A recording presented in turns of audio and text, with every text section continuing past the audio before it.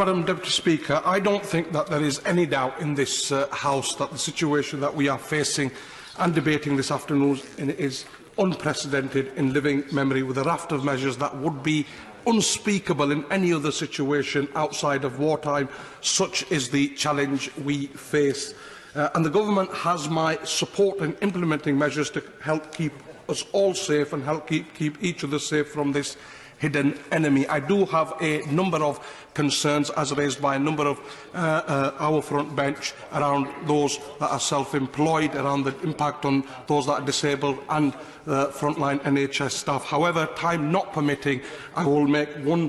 point that has been raised with me by a number of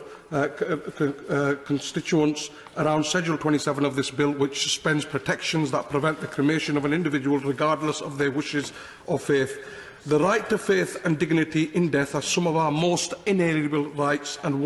ones on which we must never compromise. And how our physical bodies are handled and treated after our death is a core tenet of all faiths. That is why I wrote to the Public Health England some time ago to express my concerns on how the deceased may be handled during this emergency, and why I was alarmed to learn of the measures in this bill overruling the right to faith and the right to dignity in death by permitting a local authority to cremate an individual against their wishes. Whilst I acknowledge that the Government has this afternoon taken a step in the right direction and shown that they are listening and engaging with faith communities by making it clear in law that faith must be considered and taken into account before a decision on cremation is made,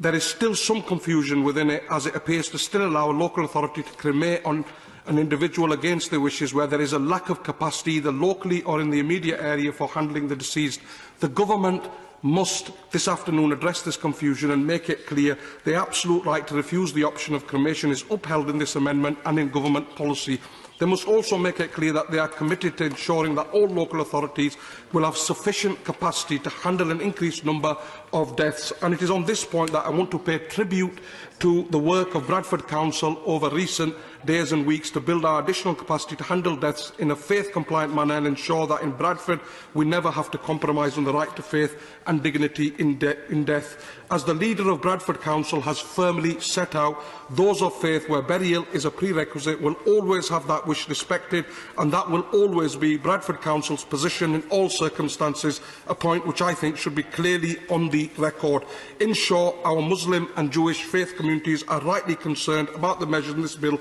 and they want firm assurances from the Government, assurances which I am urging the Government today to provide, that there will never be compromise on the right to faith and dignity to death. They are fundamental and absolute rights, and they are non-negotiable.